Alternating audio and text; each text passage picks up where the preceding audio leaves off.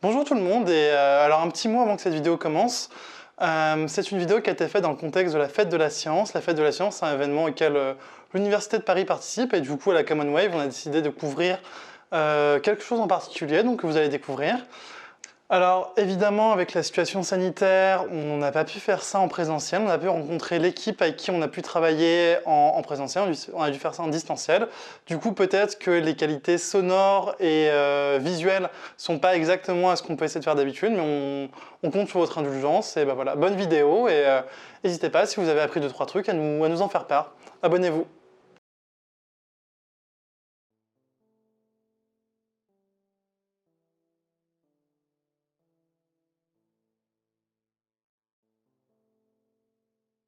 Je suis Marie Pierron, je suis ingénieure de recherche à l'INCC, UMR 8002, à l'Université de Paris. Et je travaille en neurosciences comportementales et cognitives, globalement sur l'étude de la perception visuelle dans les troubles du spectre autistique. Bonjour, alors est-ce que vous pouvez nous dire en quelques mots qu'est-ce que l'autisme? Alors, c'est caractérisé officiellement par une diade de symptômes, c'est-à-dire 2 groupes de symptômes, les troubles des interactions sociales et de la communication d'une part, et d'autre part, les comportements stéréotypés et les intérêts restreints. Mais une des particularités de l'autisme, c'est vraiment qu'il y a une très grande hétérogénéité, c'est-à-dire que globalement, toutes les personnes avec autisme vont avoir ces symptômes, mais à des degrés très très divers.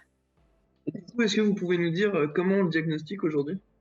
Alors, le diagnostic d'autisme, à l'heure actuelle, il est posé sur un entretien clinique avec un psychologue clinicien spécialiste de ces questions-là. Donc, il repose plus particulièrement sur des questionnaires qui peuvent être posés à l'entourage et suivant également l'âge de la personne, et puis des questionnaires qui sont aussi passés par la personne concernée elle-même.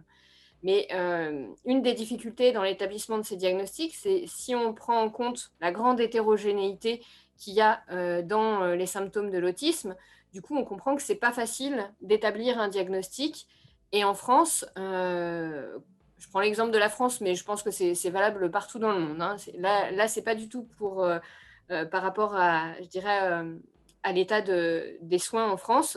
Eh bien, ce diagnostic, il n'est pas toujours facile à mettre en place, mais si le diagnostic n'est pas forcément mis en place, ça veut dire qu'aussi les soins qui en découlent, que ce soit par exemple les ateliers d'habileté sociale, que ce soit pour de la psychomotricité, de l'ergothérapie, etc., tout plein de choses qui peuvent découler de la mise en place de ce diagnostic, eh bien tout ça, ça risque de ne pas être mis en place correctement. Donc l'établissement du diagnostic, il est vraiment très très important. D'accord. Et du coup, vos recherches sont axées sur la vision dans l'autisme. Et du coup, quel est l'intérêt de faire des recherches sur la vision pour affiner le diagnostic de l'autisme? Alors, nous, on travaille effectivement sur la perception visuelle parce que tout à l'heure, je vous ai dit qu'il y avait une diade de symptômes, mais il se trouve qu'il y a également des atypies dans le domaine de la perception. Alors, pas uniquement la perception visuelle, c'est vraiment tout type de perception confondu, tous les sens, globalement. Alors, nous, on se penche plus sur le visuel parce qu'on a choisi d'étudier cet aspect-là. Et quand vous discutez avec des proches ou avec des personnes avec autisme, très très vite, ils vont vous relater ces particularités qu'ils rencontrent. C'est par exemple un parent qui vous explique que le bébé très tôt va avoir eu un évitement oculaire, c'est-à-dire qu'il ne va pas regarder forcément la personne qu'il prend dans les bras de la même façon. Ça peut être un intérêt particulier pour des objets, par exemple, où l'enfant va regarder d'une façon différente qu'un autre enfant, un objet en particulier. Il va s'intéresser particulièrement aux plaques d'immatriculation dans la rue. Enfin voilà, il y a plein de choses différentes dans le domaine sensoriel. Et il y a des études qui montrent que 90% des personnes avec autisme ont vraiment des particularités sensorielles. Du coup, on va venir sur des questions un peu plus axées sur la recherche scientifique autour de l'autisme, plus axée biologique en général. À plusieurs reprises, on parlait de biomarqueurs dans la conférence. Est-ce que vous pouvez nous en dire plus sur le sujet? Déjà, qu'est-ce que c'est qu'un biomarqueur? Alors, un biomarqueur, l'idée de découvrir les biomarqueurs, c'est justement d'affiner les diagnostics. Parce qu'on a vu que ça reposait principalement sur des entretiens psychologiques. qui ne sont pas forcément simples et qui ne peuvent pas évaluer tout le monde. Je pense particulièrement aux femmes qui sont en haut du spectre, parce qu'on parle de spectre autistique, c'est-à-dire qu'il y a un continuum entre l'autisme de bas niveau avec un déficit intellectuel associé, jusqu'aux personnes qui ont un autisme de haut niveau avec un quotient intellectuel normal, voire un peu plus important que le reste de la population, mais qui ont, mais qui ont vraiment des problèmes en termes d'interaction sociale, de communication, quand même. Et du coup, ces femmes, elles arrivent souvent à mettre en place des stratégies par elles-mêmes qui leur permettent de compenser les symptômes. Pour autant, elles sont vraiment en difficulté dans leur vie de tous les jours. Elles sont en difficulté par rapport à la recherche d'un emploi parce qu'on ne prend pas en compte ces particularités qu'elles ont. Et du coup, l'établissement d'un biomarqueur, donc un marqueur biologique qui soit dans le domaine de la perception visuelle, mais dans tous les domaines de la biologie, il y a des études actuellement pour essayer d'établir ces biomarqueurs dans les troubles du spectre autistique. Nous, en perception visuelle, on va travailler, et en particulier dans notre laboratoire, on va travailler plus particulièrement en électrophysiologie. Donc on va essayer de voir si au niveau des ondes cérébrales, il y a des différences, par exemple, de latence ou d'amplitude. Donc à l'heure actuelle, on arrive effectivement à mettre en évidence des différences au niveau biologique, mais elles ne sont pas forcément spécifiques des troubles du spectre autistique.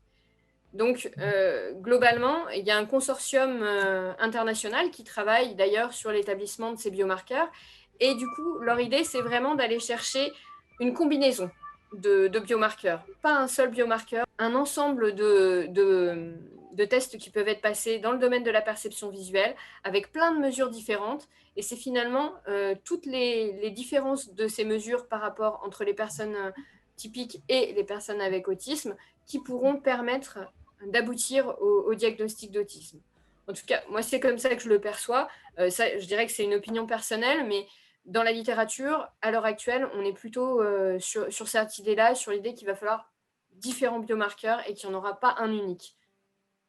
Vous utilisez du coup l'électroencéphalogramme, c'est ça? Effectivement, on va poser des électrodes sur toute la surface du cuir chevelu pour essayer d'enregistrer l'activité cérébrale, l'activité électrique cérébrale.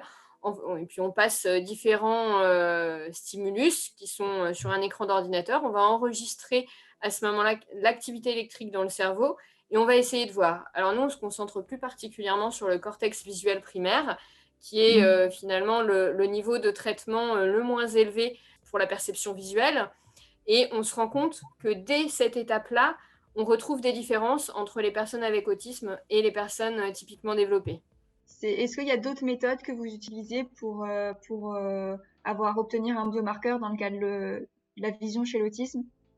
Oui, alors il y a l'oculométrie aussi. L'oculométrie, elle va donner deux types de mesures en particulier, c'est-à-dire des données sur le système oculomoteur. Et le système oculomoteur, il a comme intérêt, il va se développer très tôt. Donc si on rencontre des particularités dans les mesures qui rendent compte du fonctionnement du système oculomoteur, on peut se dire que ça va avoir des conséquences sur le développement de la perception visuelle chez les personnes avec autisme. À l'heure actuelle, il y a effectivement des études qui montrent qu'il y a des différences au niveau du système oculomoteur et en particulier sur la précision des saccades. C'est-à-dire que quand une personne avec autisme va essayer de regarder une cible, elle a tendance à avoir une précision réduite. Donc pas à aller tout de suite sur la cible, mais à devoir refaire un petit mouvement pour parvenir à la cible directement. Et donc cette petite imprécision, elle fait partie effectivement des résultats qu'on observe dans l'autisme pour la partie oculomotricité. La deuxième chose qu'on peut étudier avec un oculomètre, c'est les stratégies d'exploration visuelle, ce dont je vous parlais un petit peu tout à l'heure.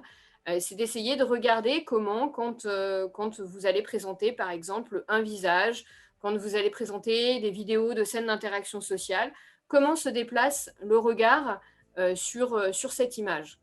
Parce que si, par exemple, vous ne regardez pas les yeux d'une personne ou la bouche, vous allez perdre énormément d'informations. Et si après, vous ne parvenez pas, par exemple, à identifier une émotion, on peut se poser la question de savoir si ce n'est pas parce que vous avez regardé différemment le visage, plutôt que vous aviez une difficulté au niveau du traitement de ce visage. Donc c'est pour ça que c'est très important d'étudier la perception visuelle depuis le traitement de plus bas niveau, qui est simplement le contraste, la fréquence, etc., jusque vers des stimuli beaucoup plus élaborés, avec des vidéos d'interaction sociale. Ça peut être des stimuli complexes qui ne sont pas forcément des visages, mais on sait que les visages, c'est important puisqu'on sait qu'il y a des troubles de la communication et des interactions sociales globalement. Voilà, mais disons que vraiment, l'étude globale de la perception visuelle, depuis le bas niveau jusqu'au haut niveau, c'est quelque chose qui est très important pour essayer de comprendre les troubles qu'on décrit traditionnellement dans l'autisme et quelle peut être l'influence des atypies au niveau de la perception visuelle sur les autres troubles. Du coup, vous étudiez la vision, mais c'est à la fois comme moyen de diagnostic et comme moyen potentiellement de trouver des solutions. Est-ce que du coup, vous risquez pas de vous marcher un peu sur les pieds de temps en temps? Alors, je pense qu'il y a vraiment la question d'essayer de comprendre mieux l'autisme. Pour moi, c'est vraiment le point de départ. Les biomarqueurs, c'est quelque chose qu'on recherche parce que finalement, quand on fait de la recherche, on souhaite que la situation des personnes qui sont l'objet de nos travaux s'améliore. Donc, les biomarqueurs, ils pourraient participer à cette amélioration. Mais pour aboutir à cette amélioration de la prise en charge, à cette amélioration, même y compris globalement, de la prise en compte des personnes avec autisme dans notre société, il faut qu'on comprenne comment fonctionnent leurs particularités. Et nous, ce sur quoi on travaille en premier lieu, c'est vraiment essayer de comprendre leur perception visuelle qui est atypique, ça c'est sûr et certain, mais il faut qu'on arrive à mieux cerner comment elle fonctionne. Et si effectivement on aboutit à l'établissement de ces biomarqueurs, ce sera formidable. Mais si on arrive déjà à comprendre et à caractériser ces particularités, je crois que ce sera aussi une sacrée avancée. Donc je n'ai pas peur de me marcher sur les pieds, je ne suis pas inquiète là-dessus. D'accord, parce que pour l'instant, c'est un peu flou. Les spécialistes, ils ont du mal à savoir si une personne est autiste ou pas, c'est ça? Oui. Pour l'instant, l'établissement du diagnostic, il est quand même pas simple. Alors, il est effectué dans des centres experts. Il y en a un certain nombre partout en France. Mais on se rend compte que quand même, a priori, il y a au moins 650 000 personnes avec autisme en France et il y en a très peu qui sont diagnostiquées et qui ont un véritable diagnostic de troubles du spectre autistique, mais qui bénéficient aussi du coup des prises en charge adaptées. Et par exemple, si on prend l'exemple des enfants, quand un enfant va vouloir aller à l'école, le fait qu'il ait un diagnostic de trouble du spectre autistique, ça fait que du coup, il va avoir une prise en charge adaptée, notamment avec une auxiliaire de vie scolaire qui peut être mise en place, etc., un certain nombre de choses. Et le sous-diagnostic, il va faire que du coup, cet enfant, il n'aura pas forcément tout ce qui pourrait l'aider pour parvenir à avoir des apprentissages les plus normaux que possible et en tout cas qui lui conviennent à lui le mieux. Parce que la société n'est pas adaptée du tout aux autistes, en fait. C'est plutôt, c'est pour ça que généralement, les autistes, ils sont en échec scolaire. Les personnes avec autisme ne sont pas forcément en échec scolaire, mais elles ont des difficultés quoi qu'il se passe. C'est-à-dire qu'elles ont des difficultés sur les troubles de la communication et les interactions sociales. Et à l'école, la socialisation, ça fait partie des choses qui sont travaillées. Donc sur ces points-là, elles peuvent être en difficulté.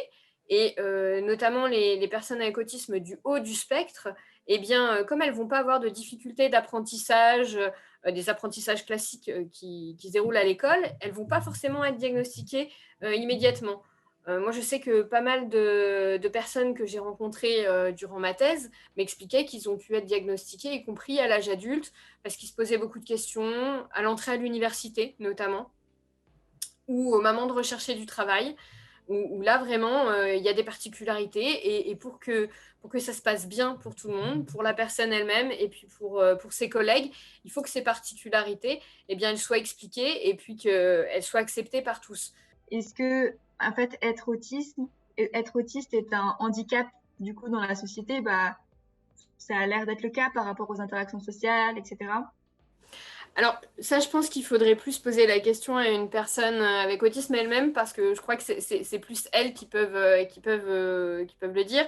En revanche, les indicateurs, notamment sur le taux de personnes avec autisme qui ont un emploi stable, etc., ou qui sont investis dans des associations, etc., montrent qu'effectivement, c'est plus difficile. Et là, je parle plutôt du haut du spectre, parce que pour le bas du spectre, pour ces personnes-là, il peut y avoir, donc associé au trouble de l'autisme qu'on a décrit, il y a aussi un trouble, une déficience intellectuelle, mais il peut y avoir aussi d'autres problèmes, parce que parfois il y a un syndrome génétique sous-jacent. Est-ce que ça, au-delà des gènes que ça peut avoir, est-ce que aussi dans le monde dans lequel on vit, ça pourrait pas avoir un apport, avoir des bons côtés aussi, d'avoir une vision un peu particulière des choses? Alors, je pense que ça, ce serait très intéressant. Je ne suis pas sûre que notre société soit prête à une inclusion de ce niveau-là. Mais en l'occurrence, je pense que ce qui serait important, c'est que notre société soit capable de tenir compte de ses particularités. Par exemple, quelque chose de tout bête, quand vous allez construire une école dans laquelle vous savez que vous allez accueillir des enfants avec autisme, ou que vous pouvez potentiellement en accueillir, de réfléchir en termes d'architecture aux espaces que vous allez construire, pour qu'il y ait des endroits où effectivement il n'y ait pas trop de stimulation sensorielle, que ce soit visuelle, que ce soit auditive, pour que justement les enfants puissent se sentir bien pour pouvoir apprendre, parce qu'effectivement ils sont plus sensibles que d'autres au son, à la lumière, au bruit, etc., à plein de signaux. Donc, je crois qu'il y a des choses comme ça qui peuvent être faites. Il y a des supermarchés un peu partout en France maintenant qui font des heures pour accueillir les personnes avec troubles du neurodéveloppement. Donc, ils vont baisser la lumière, ils coupent la musique, ils font un certain nombre de choses comme ça. Et petit à petit, on se rend compte que, eh bien, finalement, il y a des initiatives. Alors, ça peut partir d'une initiative finalement, de quelqu'un qui se sent concerné, qui a envie de mettre en place des choses. Mais je pense que c'était fait au départ dans un seul supermarché. Et maintenant, il y en a plusieurs supermarchés qui proposent ce temps-là. Et d'ailleurs, il n'y a pas que des personnes avec autisme qui y vont. Il y a d'autres personnes qui trouvent que c'est aussi pas mal d'être moins stimulé au niveau sensoriel. Donc, je crois qu'il y a toutes ces choses-là. Et puis, il y a aussi des particularités des personnes avec autisme qui font que sur certaines choses, ils sont plus performants que d'autres. Alors, je crois que le mythe de l'informaticien ou du mathématicien, ou voilà, particulièrement doué comme ça, je pense il faut relativiser les choses. Dans l'informatique, il y a une chose aussi qui peut faire que les personnes avec autisme soient orientées plus vers ce genre d'études. C'est parce que c'est les stéréotypes qu'on a dans notre société, de se dire que c'est bien. Et c'est aussi parce que c'est peut-être un domaine dans lequel il y a moins d'interaction sociale, où on peut travailler seul chez soi, pour une part. Donc, ça peut l'expliquer. Mais je crois qu'effectivement, dans notre société, on a quand même pas mal de stéréotypes sur l'autisme, et les recherches sur la perception visuelle, elles peuvent contribuer à déconstruire ces stéréotypes. Et comment, par rapport à la vision, comment un autiste, il voit le monde de manière différente qu'une personne qu'on peut dire normale? C'est quoi la différence au niveau, dans le terme des sens, dans le terme du sens de la vision? Qu'est-ce qui change chez lui?